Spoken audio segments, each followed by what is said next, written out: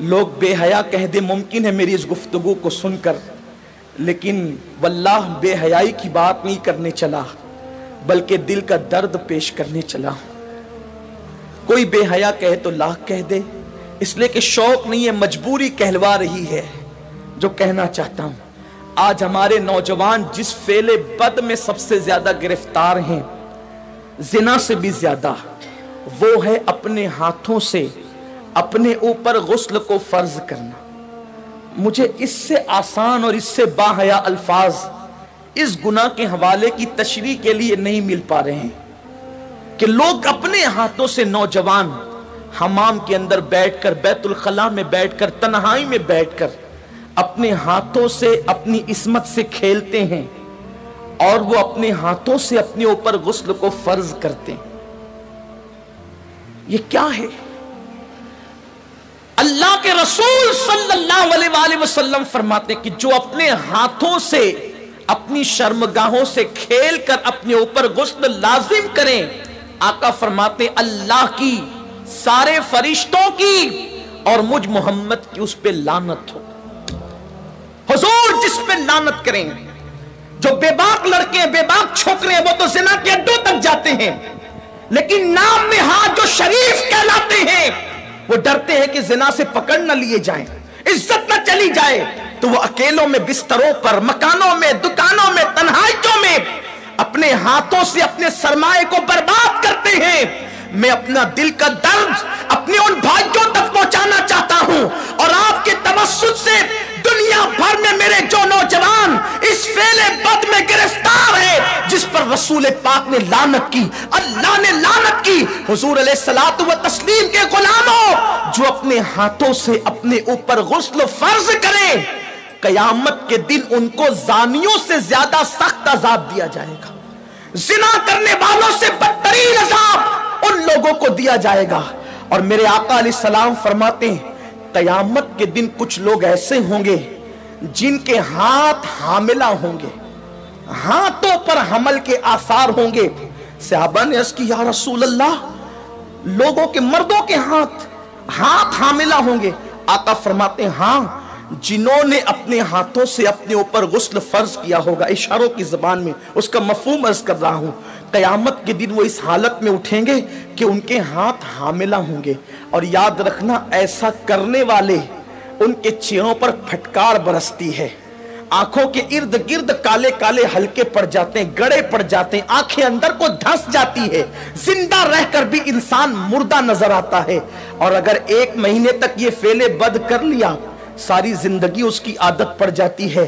ایک وقت تو وہ آتا ہے کہ انسان شادی کے قابل نہیں رہ جاتا، جب ماں باپ شادی کا پلان پیش کرتے ہیں، ادھر منہ چھپا رہا ہے، ادھر منہ چھپا رہا ہے، گویا کہ اپنی زندگی کو تباہ کر چکا ہے، برباد کر چکا ہے۔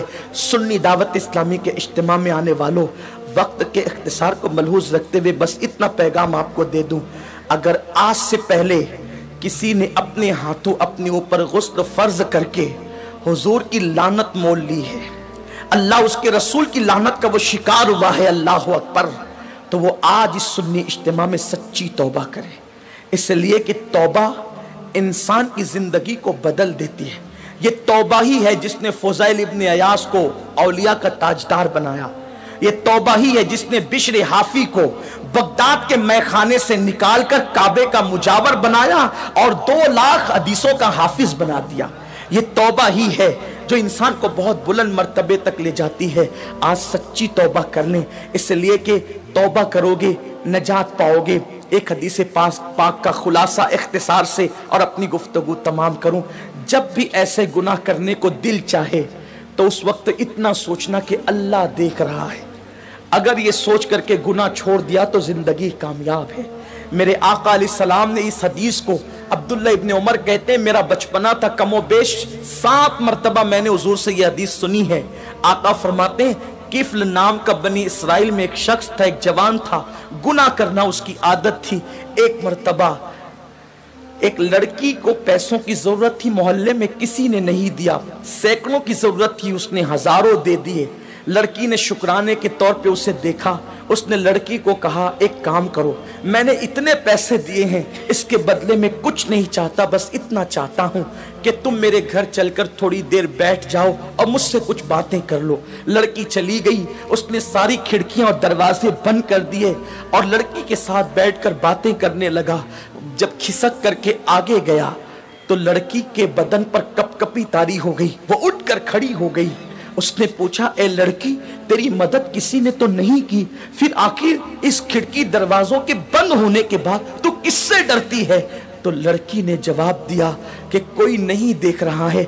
किफ्ल, तूने 1000 बार ऐसे काम किए होंगे, लेकिन आज से पहले मैंने ऐसे कोई काम नहीं किया। मुझे डर लगता है अगर क़यामत में मेरा अल्लाह मुझसे पूछेगा तूने ये गुनाह क्यों किया, तो मैं रब की बारगाह में जवाब देने की ताकत कहां से लाऊंगी? मैं अल्लाह को जवाब नहीं दे सकती, इसलिए मैं डर रही हूं, वो मुझे देख रहा है।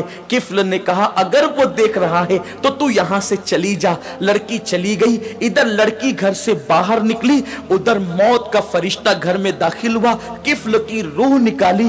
अल्लाह अकबर। यानी अगर किफ्ल गुनाह से न बचता तो किस हालत में उसको मौत आती, जरा सोचें।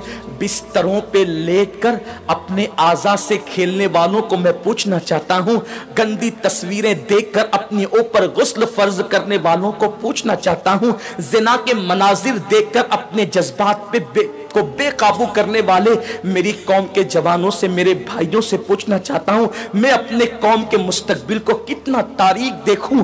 जो कौम कभी मुसल्ले पर रात गुजारती थी, पाक आंखों को रो रो करके पाक करती थी, आज उस कौम के जवान बिस्तरों पे नापाक हो रहे, अपने हाथों से नापाकी को खरीद रहे। अल्लाह अकबर। सोचो अगर उसी हालत में मौत का फरिश्ता आ गया और मौत आ गई तो अल्लाह को क्या जवाब दोगे, क्या मुंह दिखाओगे रब की बारगाह के अंदर? अल्लाह अकबर। किफ्ल जैसी वो लड़की घर से बाहर निकली, मौत का फरिश्ता आया, किफ्ल की रूह निकाली और किफ्ल मर गया। जंगल की आग की तरह ये बात फैल गई पूरे मोहल्ले में, किफल मर गया, मर गया, मर गया।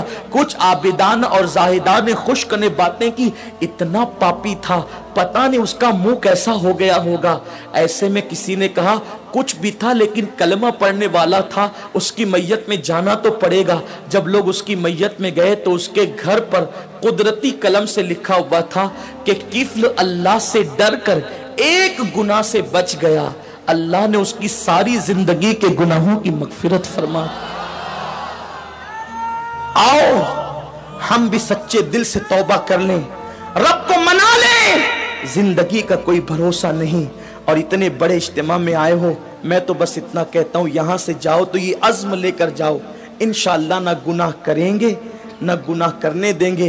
अपने इलाकों में जाकर सुन्नी दावत इस्लामी की शाखें कायम करेंगे, बरकात शरीयत का दर्स देंगे, इज्तिमात करेंगे, ताकि हमारे नौजवान गुनाहों से बच सके। मुमकिन है अपनी फौगा से चंद लोग ही बच जाएं तो यही अपने लिए निजात को काफ़ी है।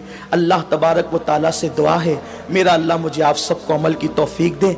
बातें तो बहुत है लेकिन वक्त मुख्तसर है। ये किस्सा लतीफ़ अभी नातमाम था, जो कुछ ये किस्सा लतीफ़ अभी नातमाम है, जो कुछ बयां हुआ वो आगाज़ बाब था।